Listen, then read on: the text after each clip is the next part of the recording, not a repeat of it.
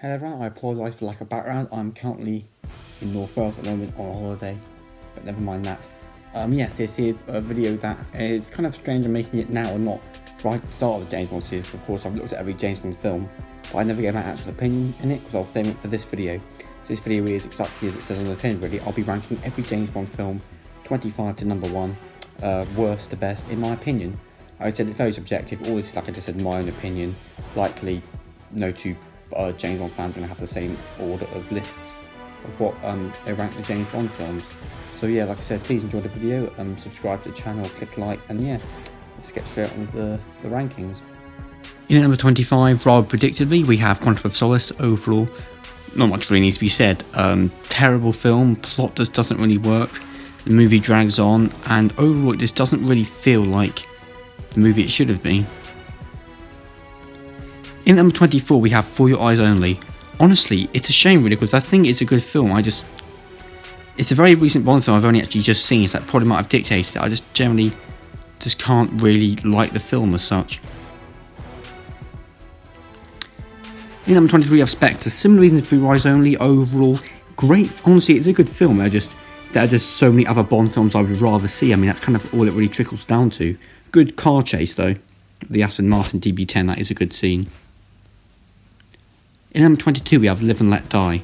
It's a shame really, I'm surprised I didn't rank this high, but at the end of the day, the plot is just very outdated. It is a racially discriminating film. Every bad person is a black person, and in the modern age it just isn't really acceptable. In number 21 we have Die Another Day. I mean, not everyone's a big fan of Die Another Day, I think we can all agree on that. But no, it is a good film. Just like, again, there's so many other Bond films I would rather see, but no, Pierce Brosnan I think is still really, really good in it. And yeah, the plot I do think is actually quite good. In number 20 you have Casino Royale. Pretty surprising, I think most people would see me rank this low, but no, I generally just, again, I'd rather see more Bond films. I don't think the plot quite works. I don't think we really need this big prequel theme film. I feel like we could have just had another Bond film which could have made it better. In number 19 we have License to Kill. Yeah, I mean, I do like the film. I just think the whole revenge story is a little bit dark for a Bond film. This is a rated 15. You could have made it slightly lighter, but no, overall it's a good film. I just think it's quite dark for a Bond film. In number 18 we have Diamonds Are Forever. Again, everyone's in agreement, this is definitely Sean Connery's worst Bond film. I think he is a little bit too getting old. I don't think Blofeld is quite as good, and the Bond girl also isn't quite as good. In number 18 we have A View to a Kill. Again, I think this is Roger Moore's weakest Bond film. He is aging a lot. I mean, the Bond girl could have been his daughter, quite frankly. And yeah, I think that's all really comes down to. James Bond definitely is getting on a bit, which is what makes the film slightly lose its hype, as you might say. In at number 17 we have Tomorrow Never Dies. I really like the score and soundtrack of this film. That's what probably brings it up the most. However, I don't think the plot is as good as it could be, although the motorbike chase is good, and we recommend watching that bit. In number 16 we have The Living Daylights. I definitely think this is the stronger of the two Timothy Dalton films. I think it's really good to explore Afghanistan during the Cold War while ending scenes of the Cold War, which is quite interesting. But yeah, again, like I said, there's more Bond films I would rather see than this one. In number 16 we have Skyfall. It's a really, really good Bond film, but I don't know, there's a lot of explosions, and again, it's quite a long film just around one story. Yeah, I mean, it's a good film. I just think it could have gone a few more interesting dynamics. In number 15 we have No Time to Die. I think the thing that brings this film down is that James Bond is of course killed, which is just a big, big no-no. Everything else is brilliant, but killing James Bond, I'm sorry, it brings the film down. In at number 14 we have GoldenEye. Pretty surprising you might be seeing this ranking this one at only number 14. But again, there's some other Bond films I would rather see.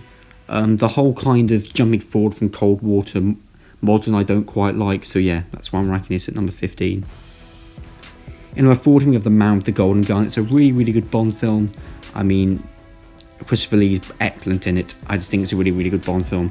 Definitely one of Roger Moore's weaker ones, but again, I really, really do like it. I'll say it's probably one of his middling ones, actually. In at number 13 we have On Her Majesty's Secret Service. The one film George Lazenby was in, it was really, really good at the time. Well, no, it wasn't good at the time, actually, no one really liked it, but again, it's become the underdog, and I think it is a good Bond film.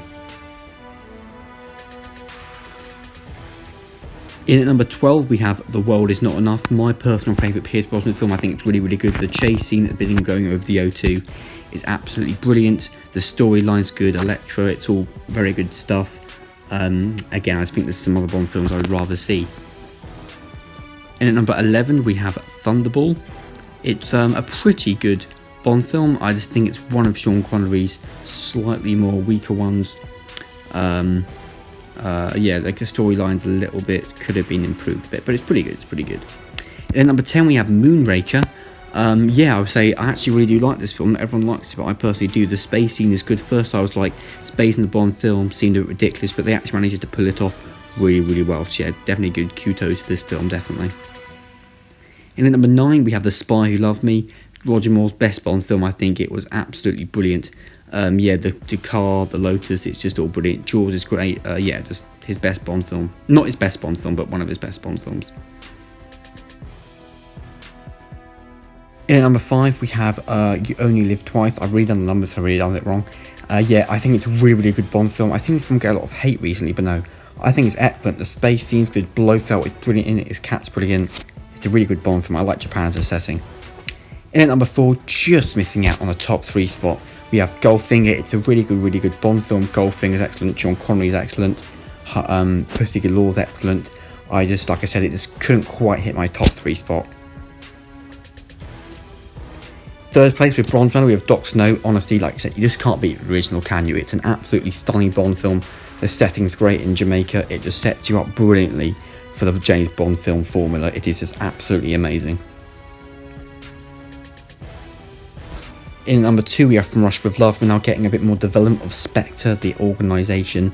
It is just a great Bond film. Red Grant is brilliant. The train scene's brilliant. The soundtrack's brilliant. It is just absolutely a phenomenal film, but just couldn't quite get first place. That title belongs to Octopussy, which is my all-time favourite Bond film. It was the first Bond film I saw when I was 3 years old. The train scene brilliant. The Cold War setting's brilliant. India's brilliant. The whole Warsaw Pact, East Germany, everything just brilliant in the film. It's my best Bond film in my opinion. So yeah, that's my rankings. Like I said, a few interesting opinions there that you might not agree with. Some predictable, others unpredictable. End of the day, it doesn't really matter. Like I said, this is all my opinion. And just kind of, I mean, definitely, I think you can tell definitely with a lot of James Bond fans with their rankings, it gives you an idea of what type of James Bond fan they are and what period they gravitate more towards. So yeah, thank you all for watching. I'll see you in my next YouTube video. Goodbye.